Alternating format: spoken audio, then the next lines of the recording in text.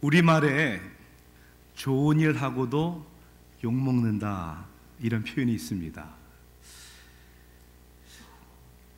이 말은 오늘 우리가 예수님께서 본문을 통해 하시는 말씀과 일맥상통하는 것 같습니다.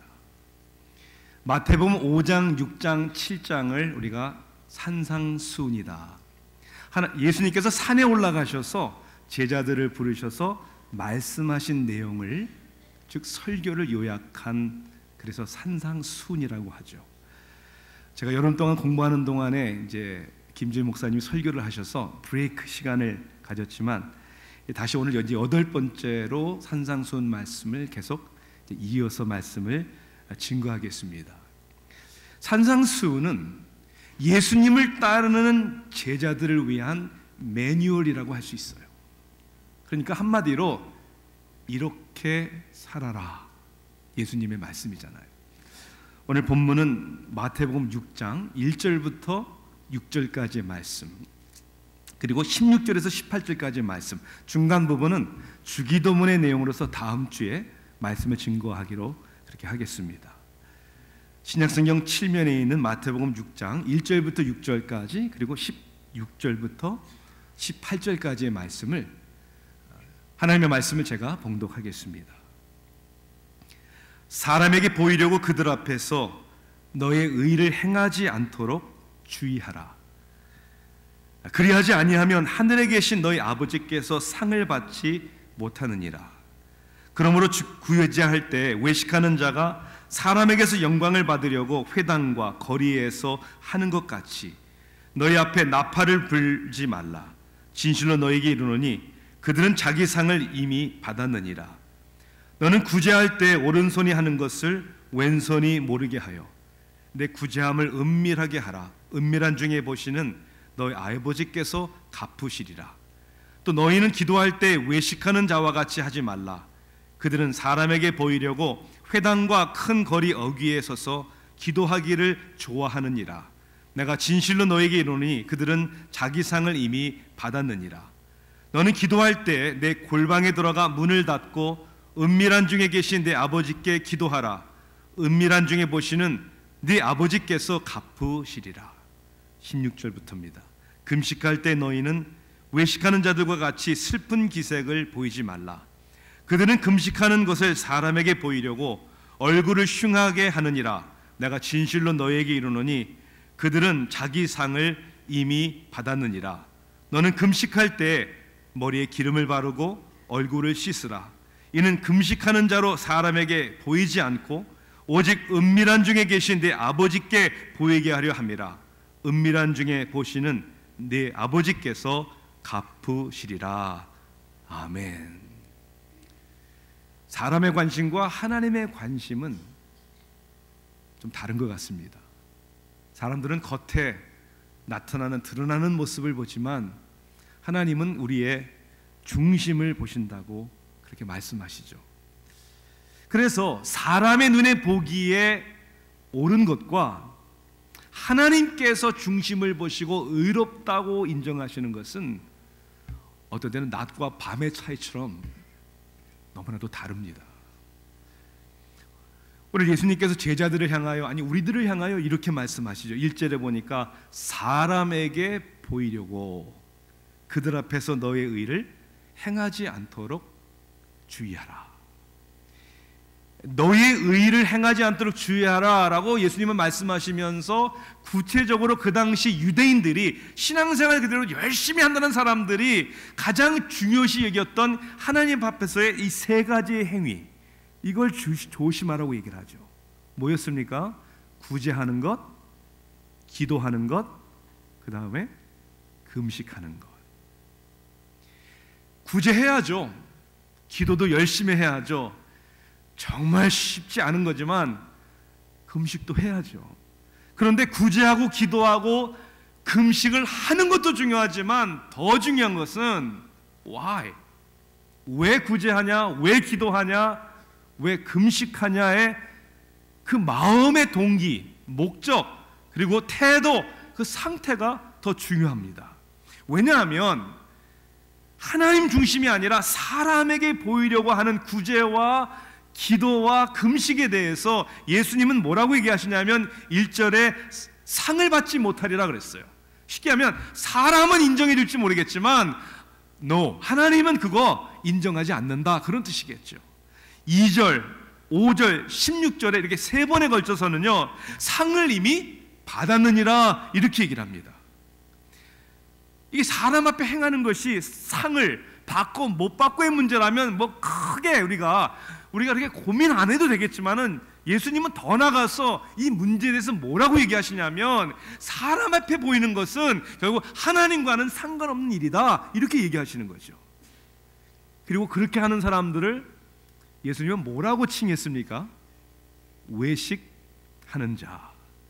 그게 한 번이 아니라 3번 이상을 반복해서 나옵니다. 사람에게 보이려고 구제하는 것도 외식하는 자, 사람 앞에 보이려고 기도하는 것도 외식하는 자, 그리고 사람 앞에 보이려고 금식하는 것도 외식하는 것이다. 여러분, 이거 욕 아닙니까? 그리고 하나님은 은밀한 중에 보시는 하나님이다, 이렇게 얘기하죠. 그러니 사람 앞에 보이려고 드러내고 하는 것은 하나님과 상관없는 것이고, 그거 위선이야, 그렇게 주님은 얘기하시는 거죠. 이렇게 반문을 할 수 있어요, 사람들은. 아니, 좋은 일을 하고 칭찬받는 게 무슨 문제가 있습니까? 이렇게 반문할 수도 있겠죠. 여러분, 좋은 일을 하고 칭찬받는 것은 문제가 안 됩니다. 칭찬받을 수 있죠. 그런데 칭찬받기 위해서 좋은 일을 하면 안 된다는 거예요. 동기가 잘못된 것이죠. 또 이러한 어떤 반문을 하지 않을까요? 아니, 동기는 어떻든 간에 그래도 좋은 일을 하는 것 자체, 그게 왜 잘못되었나? 여러분, 우리의 모든 행위가 선해 보여도 그 동기가 불순하면 결국 부작용이 나게 되어 있습니다. 당장은 사람들 보기에는 유익하고 좋은 것 같지만 결국에 이것이 변질이 되고 사실 못한 것보다 더 악화될 수가 있다는 것이죠. 왜 예수님은 이렇게 그리스도를 따르는 제자들에게, 우리에게 우리의 신앙생활, 우리의 삶의 모든 선한 것들을 사람에게 보이려고 하지 말아라 라고 이렇게 강력하게 경고하시는가? 여기에는 도대체 어떤 위험이 있길래 우리에게 이렇게 말씀하시는가? 오늘 하나님의 말씀을 통해서 우리가 깨달아야 되겠죠. 그리고 이것을 새겨야 되겠죠. 그리고 이 말씀대로 살아야 되겠죠. 3가지의 위험이 있습니다. 첫째는 사람에게 보이려고 할 때는요, 건강하지 않은 우리 마음의 동기에 문제가 있다는 거예요. 겉으로 보여지는 것보다 더 중요한 게 마음이잖아요. 우리의 중심을 보시는 하나님이신데, 그러니 사람에게 보이려고 인정받기 위해서, 칭찬받기 위해서 하는 것은 어떻게 보면 조건부적인 행함입니다. 동기가 불순한 것이죠. 이 불순한 동기에는 2가지의 큰 문제점이 있습니다. 첫째는 진실되지가 않는다는 거예요. 속과 겉이 다르다는 거예요. 원래 마음은, 원래 본성은 아닌데 어떤 목적을 위해서 그런 사람인 척하는 거죠. 영어로 표현하자면 acting out, 그죠? 본래는 아닌데 어떤 목적을 가지고 하는 거예요. 예수님은 그 구제, 기도, 금식, 이것을 사람들에게 보이려고 하는 것을 외식하는 자다, 이렇게 얘기를 하는데, 이 외식한다라는 단어가 영어는 이렇게 번역이 됐죠. hypocrite. 이 hypocrite라는 영어 단어는 헬라어 말 어떻게 보면 그대로 따온 말이에요. 히포크라테스. 이 히포크라테스라는 단어는 무대에서 연극을 하는 배우를 칭했던 단어입니다. 여러분, 배우가 뭐예요? 자기가 어떤 삶이 상관없이 그 극본대로 배우 역할을 해야 되는 거예요. 그 사람처럼 말을 해야 되고 행동을 해야 되는 거잖아요. 그와 같이 원래 그 모습은 아닌데, 원래 그 사람은 아닌데 연기를 하는 것처럼, 그러니까 외식한다 하는 것은 원래 아닌데 어떠한 욕심과 목적을 위해서 그런 척하는 거라는 거예요. 그러니까 진실되지가 않은 거죠. 그러니까 잘 지내다가도 어떤 기대에 어떤 실망이 왔을 때 사람의 마음이 변해버리는, 신앙생활 함께 하다가도 생각이 다르고 뭐가 다를 때 그냥 확 돌아서 버리는, 이게 인간 중심의, 그것이 어떻게 보면 외식하는 위선적인 우리의 모습이라는 것이죠. 여러분, 그러한 동기는 왜 문제입니까? 언제든지 바뀔 수 있는 거예요. 내가 기대하고 내가 생각하지 않은 다른 일들이 일어날 때, 다른 어떤 결과가 올 때 실망하고, 알아주지 않으면 실망하고, 아는데 인정해주지 않으면 소위 삐지고 시험 들고 상처받고. 앞으로 결혼해야 되는 청년들에게 제가 거듭 경고하고 제가 얘기하는 말이지만, 특히 자매님들 잘 들으세요. 호감을 사게 하는 형제들의 행동에 쉽게 넘어가지 말아라. 자, 나이 드신 분들은 빨리 아멘입니다. 제 아내가 아멘 크게 하면 큰일 나요. 뭐 처음 사귈 때 서로 이렇게 호감을 주고받을 때 차문도 젠틀맨처럼 열어 주고, 뭐 평소에도 안 하던 뭐 카톡 메시지를 뭐 굿모닝, 오늘 피곤하지 않아, 이렇게 데이트 시간 20-30분 늦어도 화도 안 내고. 여러분, 때로는 다는 안 그렇겠지만 내 여자 만들기 위해서 연극할 수 있다는 거예요. 그게 그 사람의 인격에서, 신앙에서 나오는 거냐, 아니면 목적 달성을 위해서 그런 척하는 거냐, 그거는 너무나도 다른 것이죠. 이건 청년들의 이야기만이 아니잖아요. 우리의 관계 속에서, 우리의 신앙과 우리의 삶 속에서 그렇잖아요. 정말 인격에서 나오는 거냐, 이게 진실된 것이냐, 이게 중요하죠. 또 하나의 위험이 뭡니까? 여러분, 동기가 불순하면 사람을 우리의 사랑의 대상으로 보는 게 아니라 우리의 어떠한 도구의 대상으로 보는 거예요. 우리의 목적을 위해서. 사랑이 동기가 되어야 되는데, 우리가 사랑장이라고 하는 고린도전서 13장 말씀, 그런 내용이 있죠. 내게 있는 모든 것으로 구제하고 내 몸을 또 불사르게 내줄지라도. 이거 대단한 거 아닙니까? 조금도 아니고 많은 것도 아니고 모든 것으로 구제하고 자신의 몸을 불사르게 내줄지라도 사랑이 없으면 내게 아무 유익이 없느니라. 아니, 모든 것을 베풀면 받는 사람은 좀 유익이 있을지 모르겠어요. 그런데 그렇게 희생해도 주는 사람, 내 몸을 불사는 사람에게는 하나님 앞에 아무 유익이 없다는 거예요. 이 말씀을 어느 원어 사본에는 어떤 내용이 담겨져 있냐면, 우리말로 번역하자면 이렇게 번역합니다. 이렇게 얘기하면, 내가 자랑하기 위해서, 그런 말이 포함되어 있는 사본이 있다는 거예요. That I may boast. 그래서 NIV 성경은, 우리말에는 그 말이 포함이 안 되어 있어요. 근데 NIV 성경은 그 말이 포함되어 있습니다. 쉽게 얘기하면, 여러분, 사랑의 반대가 뭐예요? 우리는 무관심이라고도 얘기합니다. 맞습니다. 그러나 사랑의 반대는 자기 자랑이에요. 사랑의 행위를 하는데도 자기 자랑을 위해서 하면 그건 사랑이 아니라는 거죠. 그래서 우리가 섬길 때, 베풀 때, 배려할 때, 사랑할 때 우리의 동기가 하나님 앞에 불순한 건 아닌가, 내가 어떤 목적을 가지고 하는 건 아닌가를 늘 말씀 가운데 돌아봐야 한다는 것이죠. 태풍 할비로 텍사스, 특히 휴스턴 지역에 있는 많은 분들이 어려움을 겪고 있어요. 제가 우리 교회 부목사님을 섬기셨던 김준호 목사님도 지금 휴스턴에서 목회를 하시는데, 전화해 보니까 다행히 목사님과 교회에 별로 문제가 없는데 교인들 가운데는 집이, 차가 침수된 그런 가정들이기 때문에, 이제 이번에 얼마 태풍이 올라오면서 특히 우리 노예 산하에 여러 한인 교회들이 있습니다. 마이애미에 있고, 멜번 플로리다에, 그리고 올랜도에 2교회가 있고, 잭슨빌에, 포트 마이어스에, 템파에. 그래서 교회 전화들을 드렸어요. 목사님이 전화를 받아, 대피 안 하세요? 이렇게 얘기하시더라고요. 교인들 가운데 3분의 2가 대피를 안 했기 때문에 저도 대피할 수가 없다고. 목사가 무슨 죄길래 성도님들이 대피를 안 하니까 본인도 대피를 못할, 그게 목회자의 마음일 거예요. 그게. 네. 기도해 주세요. 버텨보겠다. 그래서 우리가 이제 우리 교단 국내 선교부를 통해서 다음 주에 헌금을 합니다. 해야죠. 심히 닿는 대로 해야죠. 왜요? 사랑하기 때문에 해야 된다는 거예요.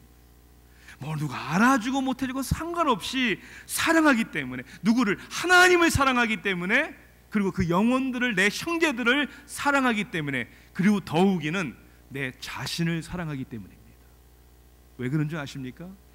마태복음 22장에 예수님께서 질문을 받으셨을 때 가장 큰 계명이 뭐냐에 대해서 말씀하셨습니다. 첫 번째 계명은 하나님을 사랑하는 것이고, 두 번째 계명은 이와 같으니 내 이웃을 내 자신같이 사랑하라 하셨으니. 이웃을 어떻게 사랑하라고요? 내 자신처럼. 그게 무슨 의미일까요? 여러분, 동일한 처지에 우리가 있을 때 내 이웃이 우리를 위하여 기도해 주기를 원하잖아요. 우리가 힘든 일을 당할 때 누군가 알아주고 이해해주고 공감해주기를 원하잖아요. 누가 작은 도움의 손길을 준다면 얼마나 힘이 될까. 그것을 우리가 기대한다면, 그것이 나에게 필요하다면, 그러면 우리가 먼저 내 이웃을 나를 사랑하듯이 그렇게 해야 한다는 것입니다. 그게 하나님께서 사람을 보지 아니하고 이 중심이, 동기가 하나님 앞에 순전한 사람들의 신앙이요 삶이요 열매라는 것이죠.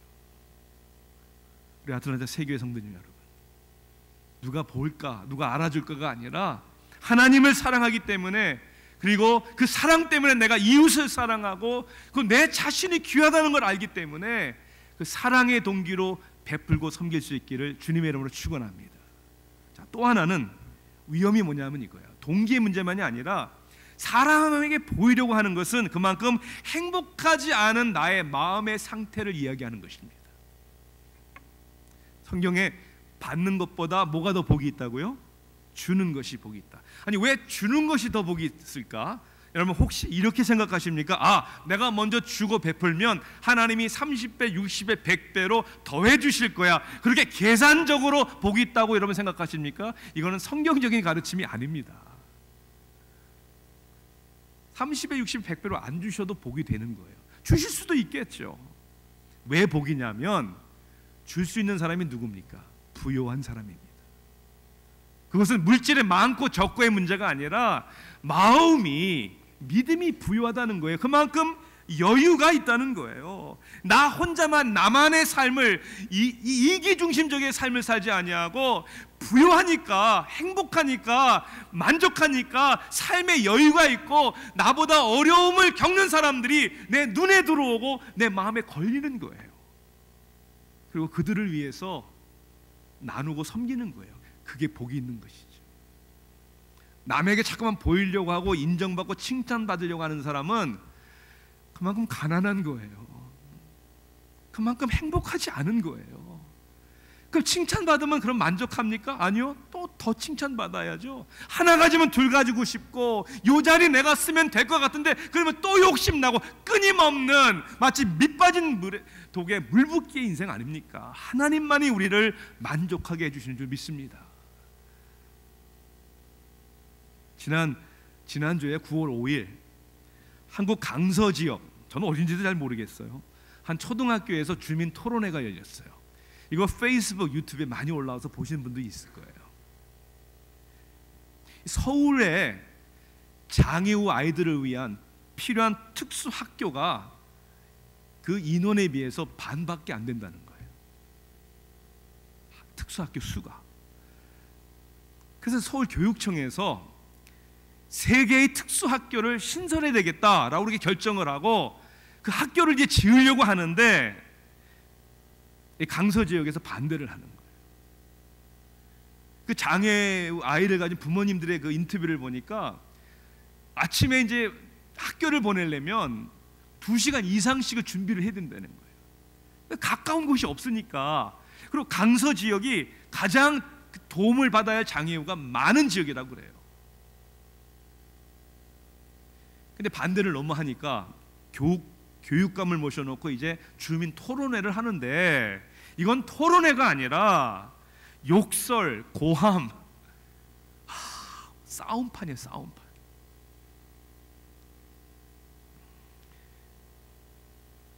그 욕설과 고함 가운데는 자막이 나오더라고요. 그런 말이. 딴 데로 가라. 강서구에는 장애인이 너무 많다. 그리고 혐오시설이라고 그래요. 혐오시설. 특수학교가 무슨 혐오시설입니까? 토론하다가 너무 부모님이 답답하니까 어머니들이 막 무릎을 꿇었어요. 그리고 울면서 우리를 욕해도 좋습니다. 우리를 때려도 좋습니다. 우리 아이들을 위해서 꼭 학교는 세워야 되겠습니다. 정말 슬픈 이야기는 이미 다른 지역에서 주민들이 너무 반대를 많이 해서 밀려서 반대하는 가장 큰 이유가 뭔지 아세요? 집값 떨어진다는 거예요. 저는 이제 그 토론회를 이제 뭐 영상으로 보면서 가슴은 아팠지만 그 사람들이 밉지는 않았어요. 왜 밉지 않았는지 아세요? 내 모습을 보는 것 같았어요. 죄송하지만 여러분의 모습을 보는 것 같아서요. 아닌지는 모르겠지. 과연 우리라고 맞아요, 오세요, 우리가 함께 섬기기 위해서 이렇게 할까? 여러분 왜 그런가? 집값 떨어지기 때문이 아니에요. 그들의 마음에 여유가 없어서 그래요. 행복이 뭔지 몰라서 그래요. 인생에 정말 중요한 것이 뭔지 몰라서 그러는 거예요. 자기 자식이 그렇게 되면 그렇게 하겠어요? 남의 문제가 그저 남의 문제로 끝나버리는. 저는 여러분들에게 제 자신에게 질문하고 싶어요. Are you happy? 여러분 행복하세요? 여러분 만족을 누리면서 사세요? 그것은 얼마나 즐겁게 여행 다니시고 얼만큼 생활이 풍족하냐를 물어보는 게 아니에요. 여러분들은 다른 사람들의, 연약한 사람들의 여러분 시선을, 그들에게 주목할 수 있는 인생의 여유가 있습니까? 그들에게 도움의 손길을 내밀 수 있습니까? 다른 사람을 위해서 기도해 줄 만한 여유가 있습니까? 믿지 않는 가족과 내 이웃 형제들을 위해서 한번 교회 같이 나가보실래요? 예수님 한번 믿어보실래요? 여러분의 마음과 여러분의 얼굴과 여러분의 언어에 예수 믿는 다른 제자의 그 만족과 행복의 모습이 있냐는 것입니다. 마음에 여유가 없으니까, 자기 자신도 행복하지 않으니까 행복한 말을 하지 못하고 고함과 욕설을 퍼붓는 거예요. 이게 누구를 탓할 일이 아니라 우리 자신을 돌아봐야 하는 것이죠. 마음의 동기에 불순한 문제가 있을 뿐만 아니라 행복하지 않은 우리 마음의 상태만의 문제가 아니라 더 큰 문제가 있어요. 사람들 앞에 보이려고 하는 것은 결국은 뭐냐면 겸손하지 않은, 하나님과 사람들 앞에 겸손하지 않은 우리의 태도를 얘기하는 거예요. 교만을 얘기하는 것이죠. 나는 이런 대접을 받아야 하는 사람이야, 그것을 나타내려고 하는 거고 그걸 증명하려고 하는 거 아니에요? 내가 이렇게 한 만큼, 내가 이렇게 베푼 만큼, 내가 이렇게 희생한 만큼 사람들이 나를 알아주고 나는 그 대가를 받아야 된다는 give and take, 이 보상의식, 여러분 이거는 참 어글리한 거예요. 관계를 어글리하게 만들고 가정을 어글리하게 만들고 우리 교회와 사회를 어글리하게 만드는 겁니다. 왠지 아십니까? 첫째는 사랑을 값싸게 만들어버리는 거예요. 가장 중요한 사랑을 값싸게, 왜? 가격표를 붙이는 거니까. 해놓고는 무슨 대접을 받는 거예요. 칭찬을 받고자 하는 거예요. 이거 사랑을 완전히 값싸게 만드는 거죠. 배려, 친절, 섬김, 희생, 사랑, 이거 어떻게 가격표를 붙입니까? 뭘 해줘야 되는 거예요? 아니잖아요. 갚을 수 없는 자식을 향한 부모의 사랑, 특히 어머니의 사랑을 어떻게 갚습니까? 얼만큼의 가격표를 붙입니까? 우리 어머니의 마음이라는 노래 잘 아시죠? 낳으실 때 괴로움 다 잊으시고 기르실 때 밤낮으로 애쓰는 마음, 진자리 마른 자리 갈아 누시며 손발이 다닳도록 고생하시네. 하늘 아래 그 무엇이 넓다 하리요. 어머님의 희생은 끝에 어떻게 돼요? 가히 없어라. 여러분 가히 없어라가 가히 없어라 그거 아닌 거 아세요? 끝이 없다는 뜻이에요. 끝이 없다는. 끝이, 어떻게 자식이 부모의 사랑을 헤아립니까? 뭘로 갚습니까? 효도로 갚습니까? 그래도 못 갚습니다. 그 마음을 갖는 게 더 중요한 거 아니에요? 뭘 행해놓고 뭘 대접받으려고 하는 위대한 섬김과 사랑의 가격표를 붙이는, 그거는 불행한 것입니다. 또 하나의 문제가 뭐냐면, 그래 사람 보려고 하는 사람들은요 정죄와 판단의 사람이 됩니다. 행위 중심이니까 결국 나 자신을 나타내기 위해서 하기 때문에 결국 자기는 그렇게 사는데 하고 다른 사람들에게 뭐라고, 너 왜 그렇게 못 사니? 예수님이 외식한 자의 대표적인 인물들로서 누구를 댔습니까? 바리새인들이요.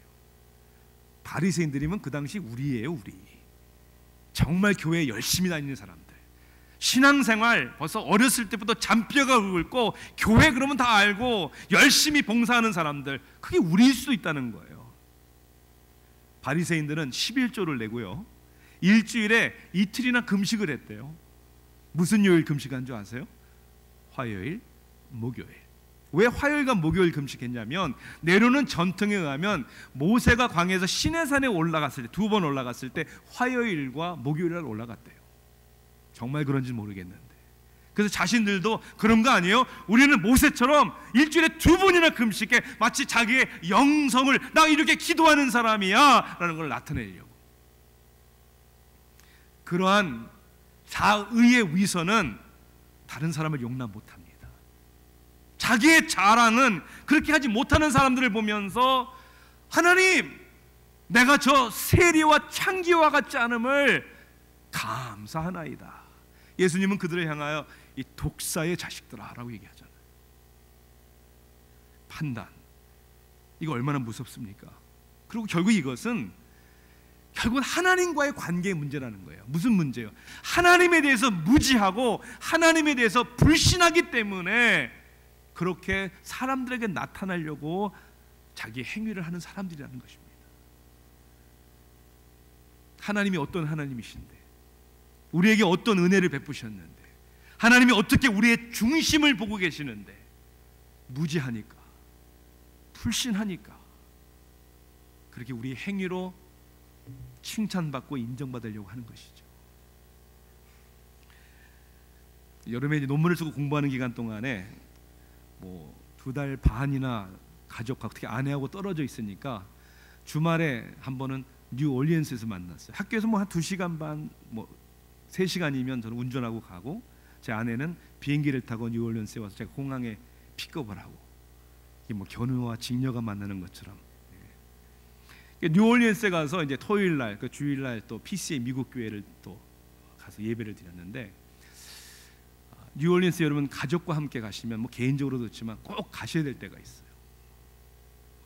뭐 프렌치 쿼터 이런 데 말고 뭐 아시겠지만은 세계 제2차 대전 뮤지엄이 있어요. 아주 크게 잘 해놨습니다. 꼭 가서 보세요. 근데 저는 그 뮤지엄에 가서 뭐 여러 가지 보고 많이 느낀 점도 있지만은 저에게 가장 인상 깊었던 방문의 한 축복은 거기서 바른 브레너라는 미국 사람을 만난 거예요. 이 들어가면 이제 비주얼 센터가 있고 티켓을 파는 데가 있는데, 거기에 아주 고령의 할아버지, 백인 할아버지가 아주 예쁜 웃는 모습에 앉아 있는 분이었어요. 아, 이분 옛날 군인이셨구나라는 걸 금방 알 수가 있겠죠. 그분과 한참 대화를 나눴는데 1952년에서 53년 1년 반 사이에 한국 전쟁에 참여한 베테랑이었습니다.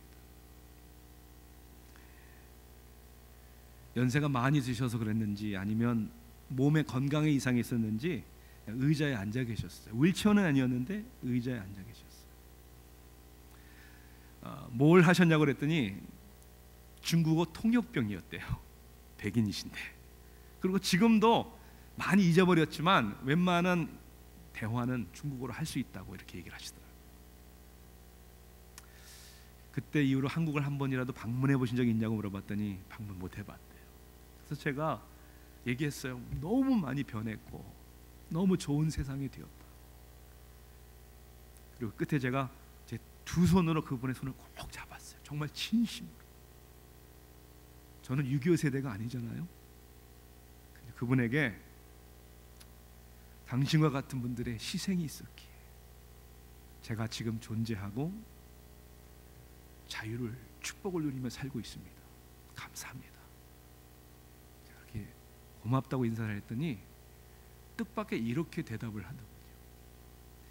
I enjoyed it. enjoy 했대요. 한국 전쟁에서 죽은 미국 병사만 36,913명이에요. 수많은 병사들이 부상을 당했어요. 50년 초반 한국이 어떤지 여러분 상상해 가시죠? 그런 상황 속에서 자신의 목숨을 걸고 얼굴도 이름도 상관없는 사람들을 위해서 했는데 I enjoyed it. 활짝 웃는데 어떻게 인조이할 수 있을까? 아니 어떻게 그렇게 고백할 수 있을까? 저는 그것이 바로 우리 예수님의 마음이라고 생각합니다. 히브리서 12장 2절에는 성경에 우리에게 이렇게 기록하고 있습니다. 믿음의 주여 온전케 하시는 예수를 바라보자. 왜요? 왜 예수를 바라보고 예수님처럼 살아야 합니까? 저는 예수님을 얘기하죠. 그 앞에 있는 즐거움을 위하여 십자가를 참으사 부끄러움을 개의치 아니하시더니 하나님 보좌 우편에 앉으셨느니라. 저는 개의치 않으셨다는 말이 마음에 와닿아요. 십자가의 부끄러움과 죽음을 개의치 않으셨대요. 그리고 기쁨을, 즐거움을 바라보셨대요. 무슨 즐거움? 하나님 아버지의 뜻을 따라 죽으심으로 우리를 구원하셔서 하나님의 자녀 삼는 일을 즐거이 바라보시고 하나님과 동등됨을 여기지 아니하시고 예수님이 하늘 보좌를 버리시고 왜 이 땅에 오셨습니까?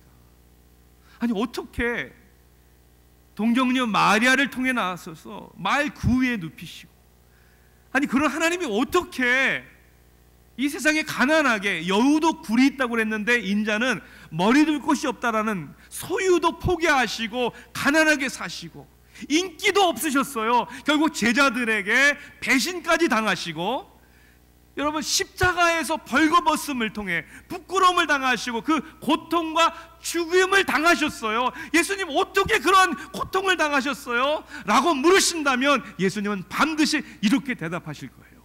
I enjoyed it. 내가 너를 위해 즐겼다. 너를 위해 기쁘게 그 길을 갔다 라고 말씀하실 거예요. 이게 복음이 아닙니까? 이게 우리의 신앙의 근거가 아닙니까? 그렇기 때문에 우리는 하나님을 무서워하지 아니하고 하나님을 사랑하는 거예요. 그렇기 때문에 우리는 하나님을 내 축복과 나를 위해 이용하지 않고 하나님을 예배하는 거예요. 그리고 하나님을 섬긴다는 것이, 헌신한다는 것이 그냥 어떻게 안 하면 안 되나 부담스러운 것이 아니라 우리의 기쁨이 되는 것이고 우리의 삶의 사명이 되는 것이죠. 이게 복음이죠. 사람 보든 안 보든, 인정해 주든 인정해 주지 않던 나의 존재를 바꿀 수도 없고 내 삶의 만족과 평화와 행복을 빼앗아갈 수도 없다. 나의 나됨은 하나님의 은혜입니다. 그 은혜 때문에 오늘도 사랑의 동기로, 그리고 행복한 그리스도인으로서, 그리고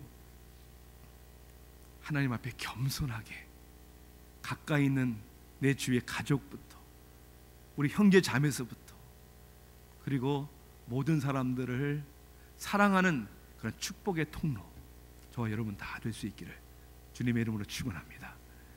기도하시겠습니다.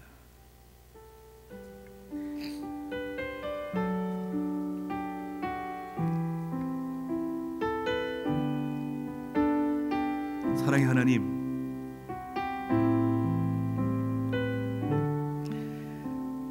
참 우리들의 얼마나 유치하고 어리석은 모습들을 발견하는지요. 작은 일에 마음 상해하고 금방 돌아서고 포기하고, 우리 안에 십자가의 길을 가신 예수 그리스도께서 내 안에 계시는데 그 사랑의 강권하심으로 살게 하옵소서.